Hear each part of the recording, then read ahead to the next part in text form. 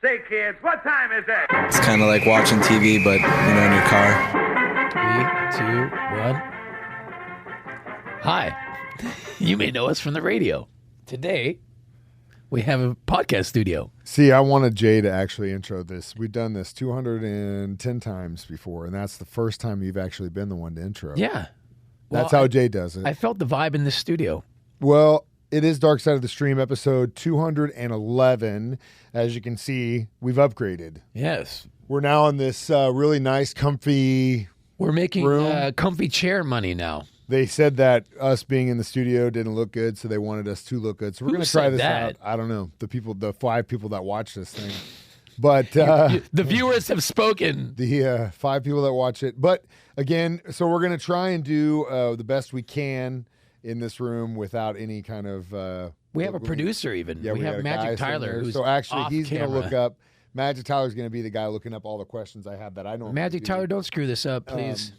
But again, now that we got that out of the way, it is Dark Side of the Stream, episode 211, and this week was Jay's pick. It was McNair. Yeah, a subject close to my heart, I feel. Really? Well, the previous right? Yeah, you're like, football? The What? infidelity. No, not football. The infidelity. Cheating and having affairs. You're a big fan of Steve McNair. That's cool. Tell me how you know this guy. Nothing about football. It was cheating and having affairs and ending bad. Do you think all professional sports guys all get it on the side? I would say a strong 90%. 90%? Same with singers and musicians. I would say a strong 90%. 90%. That's what I would think. I mean, that's at least a sad outlook. If you're a professional athlete, if you're dating one of them, that's the sad outlook. You're a professional anything in kind of media. That means that 9 out of the 10 of you that have partners in that field, you're, according to Jay's, partner's probably cheating on you. Well, I've seen it. Yeah? I've been a part of it. You've seen it. I'm in that scene. I'm in that world. He's one of the 9. Well, I guess I'm one of the old one. Jay. I've changed my ways. But let me say that clearly in the camera. I have changed my ways as of now. I would say that it's kind of like in any kind of infidelity situation, it's always like a crime of opportunity. Yeah.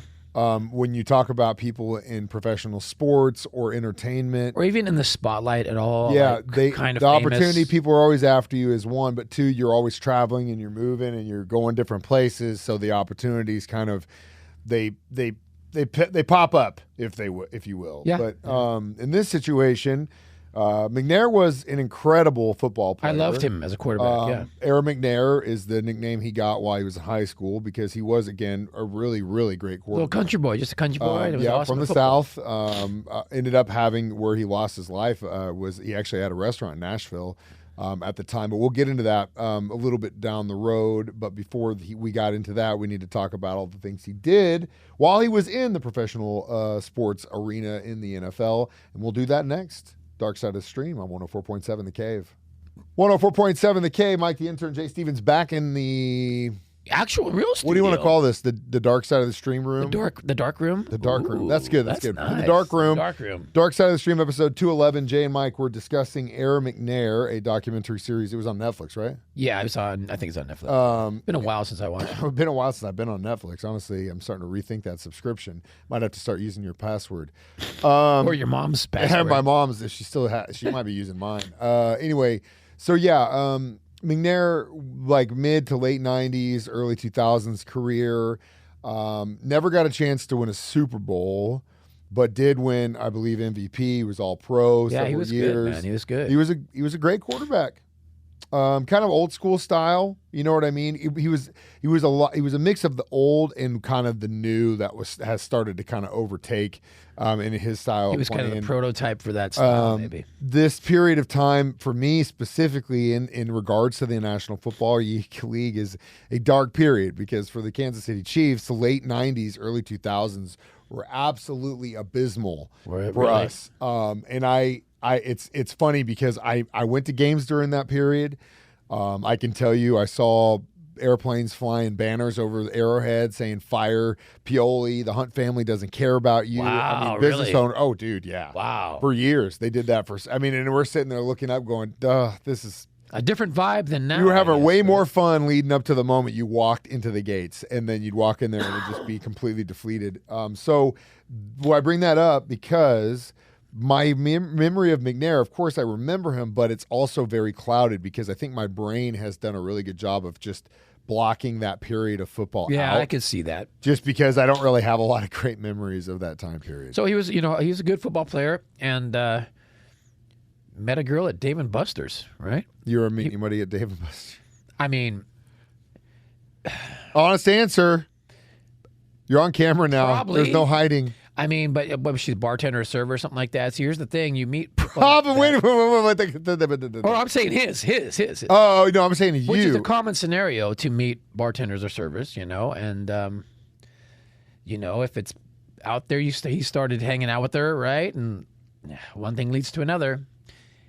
And where did you? Let's roll this back. You don't know if you met anyone at Dave & Buster's. Have you ever met anyone at a national chain? Oh yeah. Let's get a story here. Yeah, this is good. Yeah. Yeah. Okay. So yeah, I will say that. Probably can't tell you exact which national chains, but probably a lot of them. Like McDonald's, Burger King. I don't think I ever dated a McDonald's worker. I've actually never picked up a chick at a national chain personally, but I chains, did. You know? I will give you my Dave & Buster's story, and that is one time, and I can't remember what game it was. I was with someone, and we went up to the one in Kansas City, kind of by Legends, and I feel like you played the golf one. I don't remember what it was, but I ended up walking out of there with like almost 6-figure tickets. We bought a rice maker. I mean, like I walked in there and they were like, "What?" And you were balling if you walked out with a rice maker, dude. I didn't need anything, and then I was like, "Wait a minute, that's a rice maker. I want that. I'll take it." And I was like, "Oh, that's a cool glass." Tonight. Yeah, I want that glass ashtray too, and I want this, the funny thing is like Jay is in there. Oh, look at you, sweetheart, and I'm like, "Oh, cool, I can get a rice maker." You're walking out of there with a rice maker. I'm walking out of there with a baggage of problems for the weekend. So again, I would assume in McNair's case, this wasn't the only one that he probably picked up. I would assume not. I mean, a lot of these dudes have girls in every cities. City. Yeah, or every county. More specifically, like let's talk about Tom Brady. Like he's a big commentator. I'm not saying that now he's like just. But, he's a single man, and he's going to a different city every week. And he's a good-looking dude. Laying seeds and just making phone calls every time he's in L.A. It's pretty easy every time he's in Denver. And it's pretty easy to have a girl in each city that your band goes and plays in or town. It's very easy. It's a lot more easier than having to maintain them in the same area. True. But I was thinking of this when I was driving here this morning, knowing we were going to do this documentary. And I thought, okay, if you're a cheating type person or definitely probably a more risk adverse person, probably, right? Probably somebody that also probably is down with gambling and something like that. Like when you meet another cheating person, so you're getting you're taking two seedy people kind of and expanding their seedy universe. They probably know shady people. So you're getting yourself locked into a bigger scene, which is pretty much what happened to this dude. He got himself wrapped up in kind of a real shady scene. Well, yeah, and again, that's kind of the old adage, like if your relationship begins in infidelity, one of you or both of you might end up doing the same thing because repeat offenders. And I get what you're saying, but I think in this case, I think that's actually a pretty good way to look at it. You kind of associate with some shady people being shady. But he was also adding another shady person with their shady clique. Now the shady bubble is expanding. I think it's part of that, but I also think it's part of the also idea too that he had a lot of money. And they were getting access because of that business he owned in Nashville. Then he put this chick up in a pad. He did more than that, and we'll talk about what that was. How kind of this whole thing started next in Dark Side of the Stream on 104.7 The Cave. Dark Side of the Stream, episode 211 on 104.7 The Cave. Mike the Intern, Jay Stevens. We're in our dark studio here discussing Aaron McNair on Netflix. A really sad story. You talk about a guy who had an incredible career. Yeah. He gets out. He starts doing some business moves, open up a restaurant in Nashville. Successful guy, and doing his thing. About a week or so before he was killed, he was riding around with the girl who he was found dead with. And I guess it was one of them workers at his restaurant. She ends up getting pulled over for a DUI.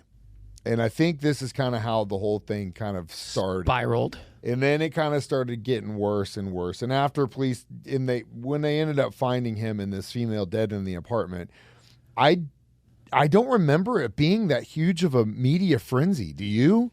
I remember hearing about it. I mean, I remember hearing about it, but this is you such a clouded crazy that area of time out of your mind because of the I guess Chiefs. that's what it is. Because, like, again, I poor knew, Chiefs season. and I knew that he was shot and killed, and it was a crime of passion, essentially. I mean, I think he was the quarterback, right, when they had that almost touchdown, right, like this short or something. Yeah. Okay, yeah. But still, again, like, this is a huge deal. He has a mistress. You know, she ends up bringing him over to the party. Yeah. He goes over there to help her. She ends up shooting him and then herself. And then that's the end of the story. Cops do the investigation. They see that, he'd been in communication with her. He'd been giving her money, yada, yada, yada. But at the end of the day, I think it was just a woman that realized either she couldn't have him and no one could. Is that what you think it was? She probably got a little crazy, man. Like, when I was living in L.A., I did a show once a week at this bar. One of the bartenders there, she was the one that exposed Tiger Woods. She was the one that was fooling around with Tiger Woods, and that whole thing blew up. So she got super famous for a little while. And I knew her during this whole thing. I didn't know she was having an affair with Tiger Woods. Nobody else did until she decided to say something to put the beans out there. But yeah, and then because he had all those others. Why did she blow him up? I don't remember why she blew him up, but definitely she probably got some money out of this deal. Well, I mean, don't make promises you can't keep. I mean, if you're going to try and sleep with it on the side, you need to tell that girl, hey, look, I'm in a committed relationship. If you want this to be on the side, great. Right. But I'm not going to leave my person for you. Again, well, we don't have a whole mess episode about how you shouldn't be. If you're to that point of cheating, you should probably you should just leave. And move on. But a lot of people just don't do that for whatever reason. Yeah. But, it is what it is.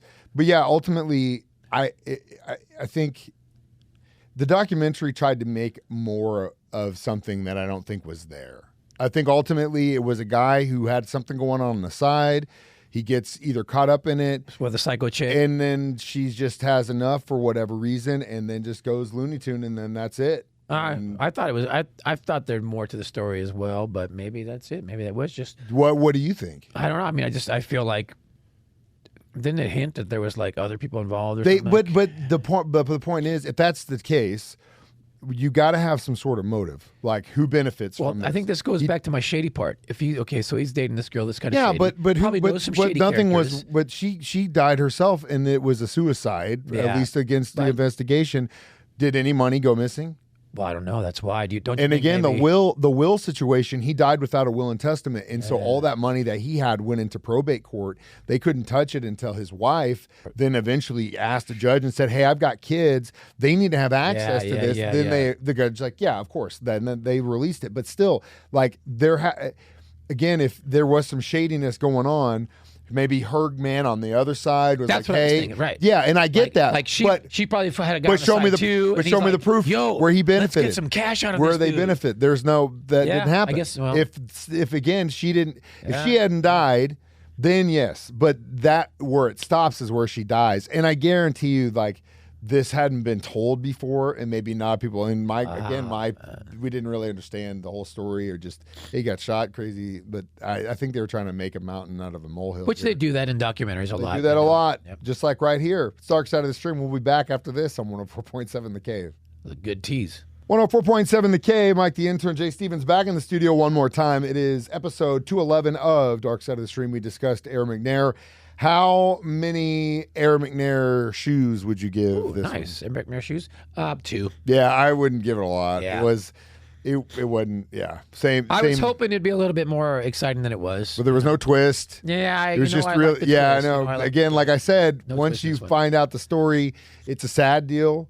It maybe should be used as a lesson. Yeah. Or if you're with someone, red flags, you should notice those things. Yeah. Again, if you feel like you need to cheat, go outside of your relationship, you should just That's probably the best go advice, to couples Mike. therapy. That's the best. What I do. I've had a rocky past with relationships, and on this current one, I'm trying to do a much better, and I feel like I'm doing much better. Thanks partial to you. Next week, we're going to actually have Jay's significant other in here to actually ask her the questions on if he is. Can we bring her and my ex in at the same time? They'll be in here by themselves. I do not get paid enough to deal with Tyler that. would turn into a referee. I wouldn't put Tyler in on that either because we don't pay him enough to deal with that. Tyler can't be in the same room with two girls who get too nervous. Maybe that's a whole other thing. Either way, you can watch us do this live in the studio on Facebook. What's your pick? I'll get there. Oh. Facebook Live, YouTube on Thursdays at 9 a.m., Listen to it as a podcast on our 104.7 The Cave app or during my show or Jay's show, 9 a.m. or 6 p.m. Next week, we are going to watch the documentary on Disney+. It is called Beatles 64, about the year the Beatles took over America. One of my favorite bands. Yeah, I'm a the huge Beatles are great. And it should be pretty easy for us to discuss the Beatles in 1964 Nice. in this chair. Jay, how'd we do? For our first time in this podcast studio, I guess we'll find out when I guess everyone we'll find sends out. us Tyler, letters. what do you think? Tyler, did we look Tyler, good? thumbs up. He's hard to Did we impress. look good? I haven't washed my hair for 3 days, so He's the one that's going to have to edit all this crap. Yeah, so good luck with that. Good luck, Tyler. as always. Tyler. We watch movies, Documentaries, so you don't have to. It's Dark Side of the Stream on 104.7 The Cave.